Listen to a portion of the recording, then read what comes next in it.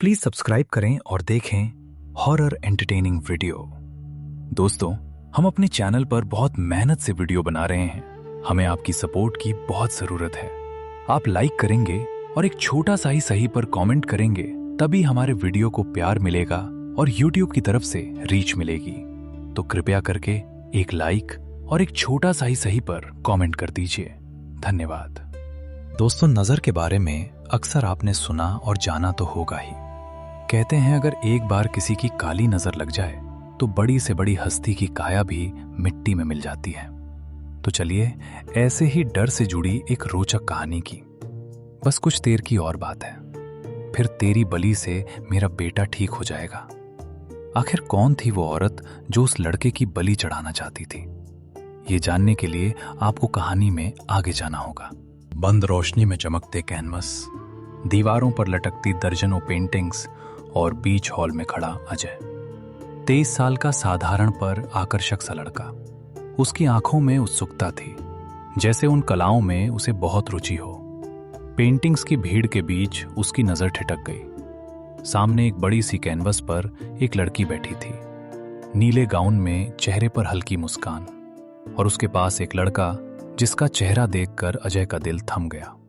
दरअसल उस पेंटिंग में उसकी ही शक्ल का एक व्यक्ति हूबहू मौजूद था।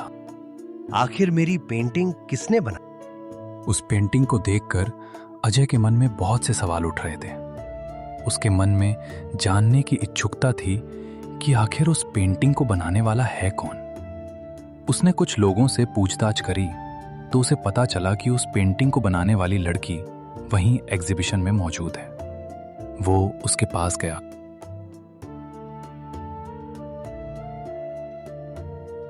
Excuse me. जी हाँ, कहिए। लंबा कद, खुले बाल, होठों पर एक रहस्यमयी मुस्कान। वो लड़की बहुत ही खूबसूरत थी। अब वो जो पेंटिंग है, उसमें जो लड़का है वो मैं हूं। हाँ, मैं भी ये देखकर हैरान हूँ। पर तुम तो मुझसे कभी मिले नहीं, फिर तुमने मेरी पेंटिंग कैसे बनाई? हाँ, पहले कभी मिले नहीं हैं, पर मैंने ये पेंटिंग अपनी इमेजिनेशन से बनाई थी। मैंने कभी सोचा नहीं था कि इमेजिनेशन से निकलकर कोई किरदार बाहर भी आ सकता है। वैसे आपकी पेंटिंग बहुत शानदार है। Thank you.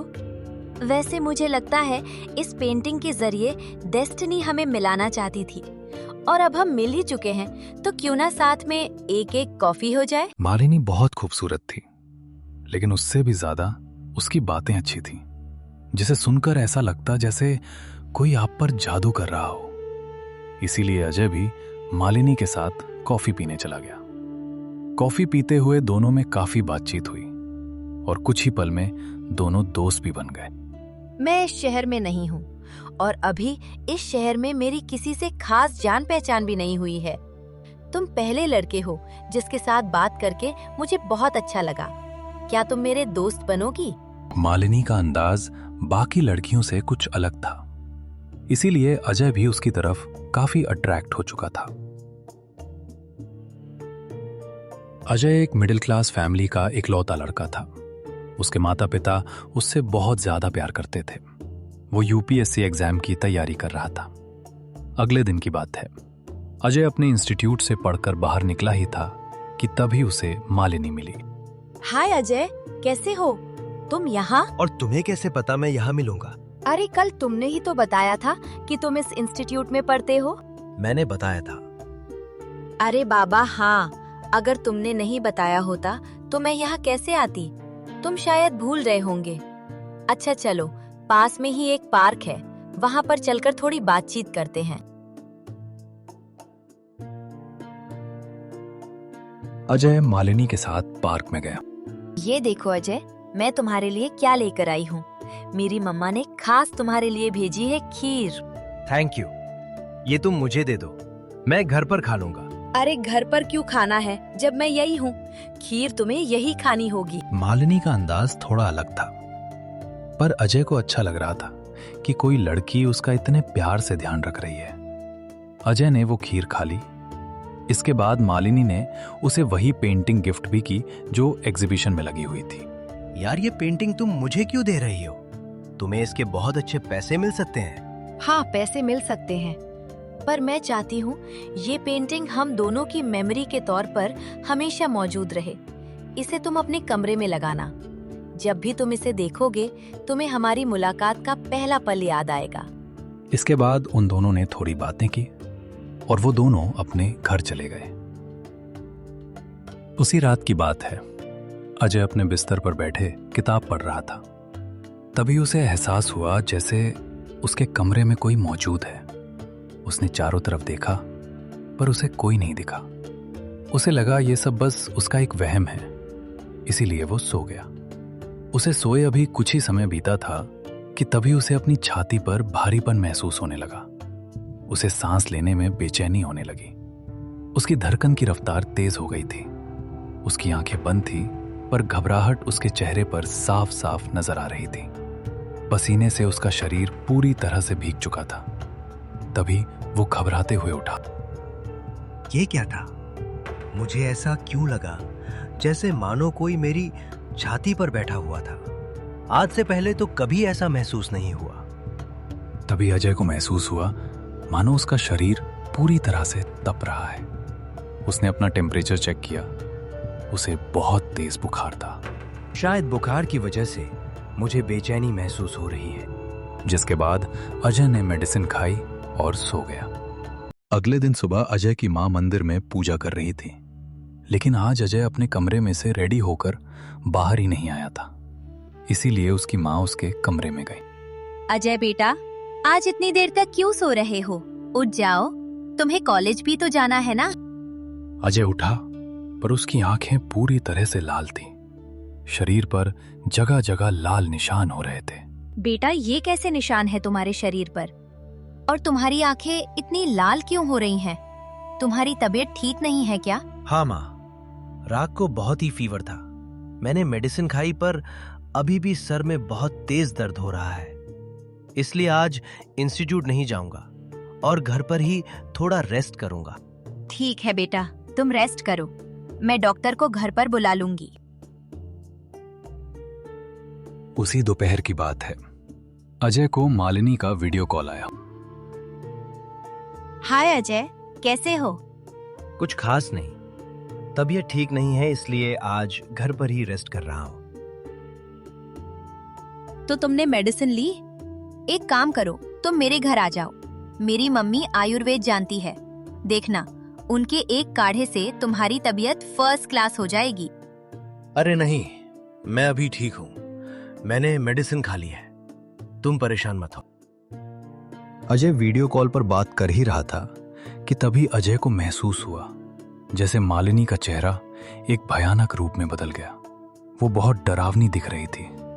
ये देख उसके हाथों से फोन छूटकर नीचे गिर गया। क्या हुआ अजय? Hello hello Ajay. अजय ने फोन उठाया तो फोन पर सब कुछ बिल्कुल ठीक था। शायद नेटवर्क इशू हुआ होगा, इसीलिए स्क्रीन मुझे ऐसी दिखी। नहीं, अब सब ठीक है। धीरे धीरे अजय और मालिनी की नजदीकियां बढ़ने लगी। मालिनी अक्सर अजय के लिए कुछ न कुछ गिफ्ट लाया करती थी। वो उसका बहुत ध्यान रखती थी। ये क्या है मालिनी? ये ताला धागा है, तुम्हें हर बुरी नजर से बचा कर रखेगा। अच्छा अजय, एक बात कहनी थी। कल मेरे घर में पूजा है, क्या तुम मेरे घर आ सकते हो? मम्मी खास तुमसे मिलना चाहती है। तुम हमारी पूजा में शामिल होंगे तो हमें बहुत अच्छा लगेगा। ठीक है, मैं आ जाऊंगा। वैसे पूजा कितने बजे की है? तुम कल शाम को पहुंच जाना, पूजा रात की है। अगले दिन की बात है। अजय तैयार होकर दिन के 4 बजे अपने घर से निकल गया। तकरीबन शाम के 5 बजे थे कि वो मालिनी के घर पहुंच गया। मालिनी का घर बाहर से बहुत अजीब था, जैसे मानो बरसों से इसमें कोई रहता ही ना हो। घर के बाहर पहुंचकर उसने मालिनी को कॉल किया तो मालिनी उसे लेने के लिए घर से बाहर आई। अंदर आओ अजय, बाहर क्यों खड़े हो? मालिनी के कहने पर अजय उसके साथ घर के अंदर जाता है, जहां एक औरत अपने हाथों में एक आरती की थाली लिए खड़ी थी। पर वो थाली कुछ अजीब थी। उसमें पूजा की सामग्रियों की जगह लाल मिर्च, काला तिल, नींबू और अजीब चीजें रखी हुई थी। ये क्या है? ये हमारे यहाँ का रिवाज है। हम मेहमानों का ऐसे ही स्वागत करते हैं। जिसके बाद मालिनी की माँ अपने मुंह में कुछ बड़बड़ाते हुए अजय की उल्टी तरफ आरती उतारती है और कुछ मिर्ची उसके ऊपर से फेर कर थाली में रख देती है। ये सब देख अजय को थोड़ा अजीब लग रहा था, पर उसने सोचा शायद ये मालिनी के यहाँ का कल्चर है, इसीलिए वो कुछ नहीं बोला। कितना इंतजार कराया तुमने बेटा। जानते हो मैं तुमसे मिलने के लिए कब से इंतजार कर रही थी। आओ अंदर आओ बेटा। जिसके बाद अजय घर के अंदर जाता है, पर मालिनी के घर का वातावरण बहुत अजीब था। घर के अंदर रोशनी बहुत हल्की थी और एक अजीब सी गीली बदबू चारों ओर फैली हुई थी। मालिनी और उसकी माँ उसे घर के अंदर ले गईं, जहां एक बड़ा सा दरवाजा था। जैसे ही उसने उसमें प्रवेश किया, अजय ने एक बड़ी सी मूर्ति देखी। उस मूर्ति को देखकर अजय को महसूस हो गया था कि ये किसी भगवान की मूर्ति तो नहीं है, क्योंकि उसकी डरावनी सी जीभ किसी राक्षस के समान प्रतीत हो रहे थे। अब अजय के मन में घबराहट और बढ़ने लगी। बेटा ये हमारे कुल के देवता हैं। तुम इनसे हाथ जोड़कर आशीर्वाद लो। आंटी जी, मुझे मेरी तबीयत कुछ ठीक नहीं लग रही है। मैं घर जाना चाहता हूँ। अरे बेटा तुम अभी तो आए हो, अभी तो हमें कितनी सारी बातें करनी है और आज पूजा भी तो है घर पर। तुम ऐसे नहीं जा सकते। नहीं आंटी जी, मैं फिर कभी आ जाऊंगा, पर अभी फिलहाल मेरी तबीयत ठीक नहीं लग रही। अच्छा ठीक है बेटा, पर पहले तुम हमारे देवता के सामने हाथ तो जोड़ लो। हाँ आंटी जी, मैं अभी जोड़ लेता हूँ। सुनीता ने लाल रंग का सिंदूर अजय पर फेंका। सुनीता ने अजय पर कुछ ऐसा पदार्थ डाला था जिसके चलते अजय अपने शरीर को हिला तक नहीं पा रहा था।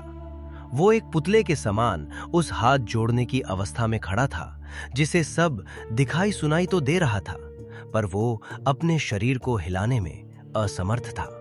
बस एक पुतले की तरह खड़े होकर वो सुनीता और मालिनी को देख रहा था। सॉरी बेटा, पर तुम अब यहाँ से कहीं नहीं जा सकते। कितनी मुश्किलों से तो तुम्हें फंसाया है। तुम्हें शायद नहीं पता, पर तुम यहाँ से अब कभी वापस नहीं जा सकते। आज तुम्हारी बलि से मेरा बेटा जो सालों से अफाहिज है वो ठीक हो जाएगा। ओ अजय, डरो मत, बस पल भर का दर्द होगा। आखिर में फिर तुम्हें सब चीज से आजादी मिल जाएगी। तुम्हें पता है, हमारी पहली मुलाकात जो एग्जीबिशन में हुई थी, वो पेंटिंग में तुम्हारा चेहरा, वो सब कोई इत्तेफाक नहीं था। वो सब कुछ मेरी माँ का बुना हुआ जाल था जिसमें तुम फंस चुके हो। तुम्हें शायद याद नहीं, पर आज से 1 महीने पहले तुम मेरी माँ को एक मेले में हाथ दिखा रहे थे। उसी दिन मेरी माँ ने तुम्हारा नक्षत्र, कुंडली सब देख लिया था, जिसकी तलाश न जाने कब से हमें थी। तुम रोहिणी नक्षत्र में जन्मे वो बच्चे हो जिस दिन मेरे भाई का जन्म भी हुआ था। बस तुम्हारी बलि ही मेरे भाई को पूरी तरीके से ठीक कर सकती है। तुम्हें पता है, तुम्हें वश में करने के लिए हमें कितने तंत्र मंत्र करने पड़े। वो खीर जो मैंने तुम्हें उस दिन खिलाई थी, वो कोई साधारण खीर नहीं थी। उसके द्वारा मैंने तुम पर वशीकरण किया, और वो पेंटिंग जो मैंने तुम्हें गिफ्ट करी थी, उस पर भी मैंने तंत्र किया था, ताकि मैं तुम पर पल पल नजर रख सकूं। पर कुछ तो ऐसा था जो हमारा तंत्र बार बार असफल हो रहा था।